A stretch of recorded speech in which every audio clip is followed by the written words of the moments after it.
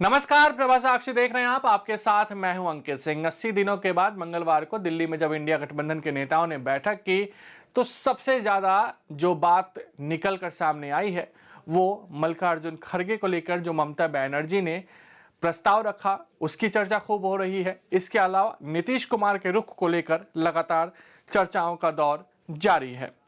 दरअसल नीतीश कुमार को लेकर इंडिया गठबंधन में संशय की स्थिति बरकरार है।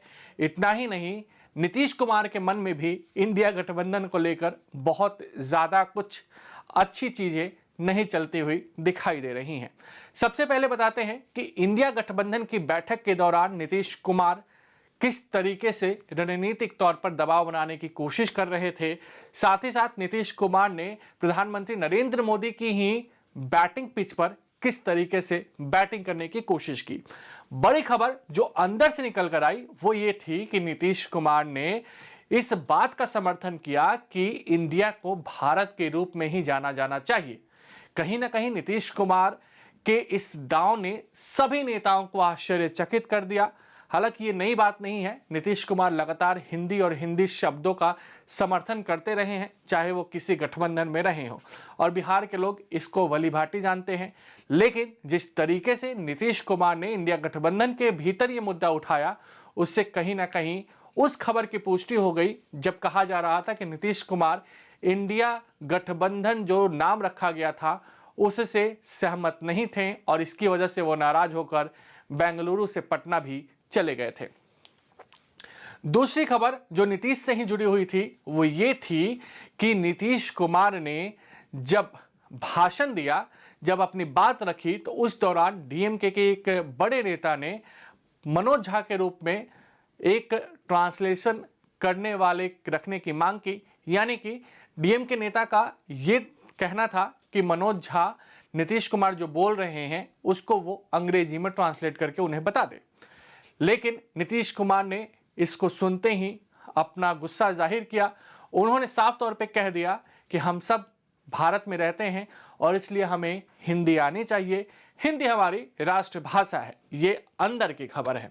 अब हम बाहर की खबर बताते हैं जो सबसे ज्यादा चर्चा में है वो ये है कि नीतीश कुमार और लालू यादव भी इंडिया गठबंधन की बैठक समाप्त होने के बाद प्रेस कॉन्फ्रेंस में मौजूद नहीं रहे, वे सीधे अपने निकास की ओर बढ़ चले।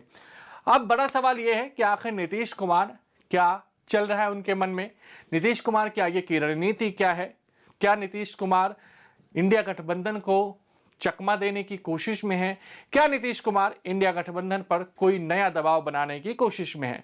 खबर यह भी है कि मल्लिकार्जुन खड़गे के नाम का जब प्रस्ताव रखा गया तो इसकी भी सहमति नीतीश कुमार की ओर से नहीं दी गई। बार बार ये कहा जा रहा है कि भले ही नीतीश कुमार ये सार्वजनिक तौर पर कहते रहे हों कि उन्हें कुछ नहीं चाहिए, वो सभी को एकजुट करना चाहते हैं, लेकिन कहीं ना कहीं उनके मन में संयोजक और प्रधानमंत्री उम्मीदवार बनने की एक महत्वाकांक्षा है और शायद यही कारण है कि वो नाराज होते दिखाई दे रहे हैं। इतना ही नहीं, नीतीश कुमार ने एक और बड़ी चाल चली है और कहीं ना कहीं इंडिया गठबंधन पर इसका असर भी पड़ सकता है। दरअसल नीतीश कुमार की पार्टी जदयू ने पिछले दिनों राष्ट्रीय कार्यकारिणी की बैठक बुलाई थी, यानी कि आगे चल के ये बैठक होगी। लेकिन अब दावा किया जा रहा है कि नीतीश कुमार की ओर से राष्ट्रीय कार्यकारिणी के साथ इसमें परिषद के सदस्यों को भी आमंत्रित किया गया है।